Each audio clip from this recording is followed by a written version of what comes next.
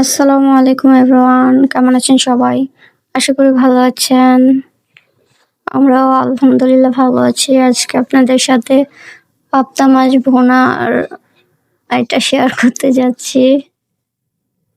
প্রথমে পাবদা মাছগুলো আমি মরিচ হলুদ দিয়ে সুন্দর করে ভেজে নেব। একটু কড়া করে ভাজবো, তাহলে মাছটা খেতে অনেক ভালো লাগে। আর এই মাছটা অনেকে না ভেজেই খায়, সেটা অন্যরকম টেস্ট। তারপর ভালোভাবে মাছগুলো উল্টে পাল্টে ভেজে নেব। আমার সব ধরনের মাছই একটু বেশি পুরা পুরা ভাজা অনেক ভালো লাগে খেতে। এটা মাছ ভাজা হলেও আবার বোনা হলেও। মাছগুলো আমার ভাজা শেষ, এখন এটা তুলে নেব।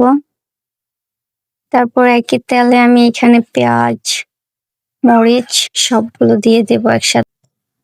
এখন এটা হালকা একটু ভেজে নেব, নাড়াচাড়া করে ভেজে নেব। তারপর এখানে আর একটু তেল অ্যাড করে নেব, যেহেতু তেলের পরিমাণ কম হয়েছে। তারপর আর নাড়াচাড়া করে সুন্দর করে ভেজে নেব। সময় নিয়ে ভাজতে হবে।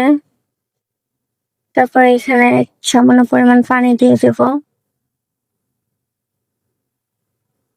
পরিমাণ মতো লবণ। তারপর এখানে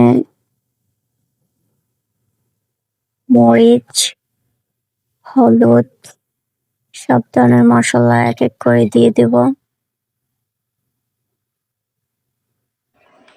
মশলাটা দেওয়া হয়ে গেলে ভালোভাবে নেড়ে চেড়ে কিছুক্ষণ কষিয়ে নেব। মশলাটা ভালোভাবে কষাতে হবে, তা না হলে কাঁচা যে ভাবটা সেটা থেকে যায় অনেক সময়। তাই একটু সময় নিয়ে ভালোভাবে কষাবো। এখানে দিয়ে দেব কেটে রাখা টমেটো গুলো, কারণ বোনার সাথে টমেটো না হলে চলে না। এখন একটু ঢেকে দেব। কিছুক্ষণ জাল করে নেওয়ার পরে হচ্ছে আমাদের তরকারির অবস্থা।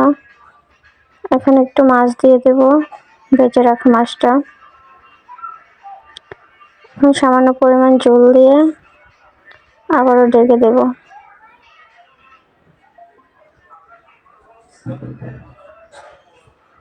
দেখেন আমাদের মাছ ভুনাটা হয়ে গেছে, দেখতে কতটা লোভনীয় হয়েছে।